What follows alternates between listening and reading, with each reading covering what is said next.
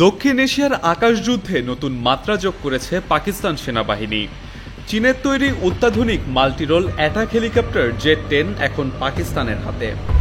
এক সপ্তাহ ধরে সামাজিক যোগাযোগ মাধ্যমে ছড়িয়ে পড়া ছবি ও ভিডিওতে দেখা গেছে পাকিস্তান আর্মি এভিয়েশন কর্পস এই হেলিকপ্টারগুলো মাঠ পর্যায়ে ব্যবহার শুরু করেছে। সামরিক বিশ্লেষকদের মতে এটি শুধু পাকিস্তানের আকাশ যুদ্ধের সক্ষমতা বাড়াবে না, আঞ্চলিক সামরিক ভারসাম্যেও বড় প্রভাব ফেলতে পারে। সাউথ চায়না মর্নিং পোস্ট জানিয়েছে, জেট-10 এর এক সংস্করণ ইতোমধ্যেই চীন ভারত সীমান্তের পাহাড়ি এলাকায় মোতায়েন করেছে চীন। পাকিস্তানি সেনারা প্রথমবারের মতো হেলিকপ্টারটি চালনার ভিডিও প্রকাশ করেছে। শনিবার মুলতান গ্যারিসনে পাকিস্তানের সেনাপ্রধান ফিল্ড মার্শাল আসিম মুনির এই হেলিকপ্টারগুলো আনুষ্ঠানিকভাবে উদ্বোধন করেন। ধারণা করা হচ্ছে 2026 সালের মার্চে পাকিস্তানের প্রজাতন্ত্র দিবসের কুচকাওয়াজে জেট-10 পুরোপুরিভাবে আত্মপ্রকাশ করবে। ওয়ালটন এখন দেশের সীমানা পেরিয়ে পৌঁছে গিয়েছে 50টিরও বেশি দেশে। ওয়ালটন, ঘরে ঘরে বিশ্বজুড়ে। সামরিক বিশেষজ্ঞরা বলছেন, জেট-10 হেলিকপ্টার পাকিস্তানের পুরনো AH-1F কোবরা ও রুশ Mi-35 হেলিকপ্টারের সীমাবদ্ধতা কাটিয়ে আকাশযুদ্ধে আধুনিক সমাধান দেবে। এই হেলিকপ্টারগুলোর ইঞ্জিন শক্তি, পাইলট সুরক্ষা এবং ইলেকট্রনিক যুদ্ধ ক্ষমতা চীনের স্ট্যান্ডার্ড ভ্যারিয়েন্টকেও ছাড়িয়ে গিয়েছে।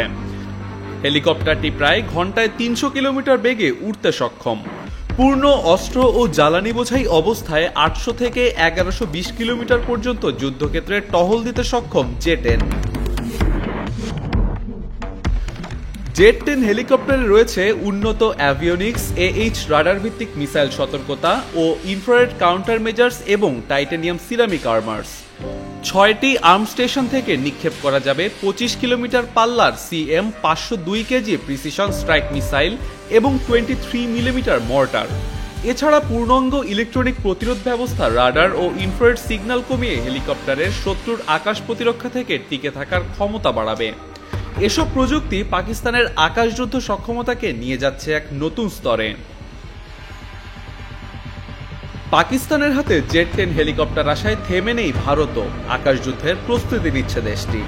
সম্প্রতি ভারত যুক্তরাষ্ট্র থেকে AH-64E অ্যাপাচি গার্ডিয়ান হেলিকপ্টার গ্রহণ করেছে, যা দেশটির দক্ষিণ পশ্চিম সীমান্তে মোতায়েন করা হবে। দুই দেশের এই সমসাময়িক আকাশ শক্তির উন্নয়ন দক্ষিণ এশিয়ার সামরিক প্রতিযোগিতাকে আরও তীব্রতর করেছে। বিশেষজ্ঞদের মতে, জেট-10 মোতায়েনের মাধ্যমে পাকিস্তান শুধু প্রযুক্তিগতভাবে নয়, কৌশলগতভাবেও পেতে পারে বড় সুবিধা।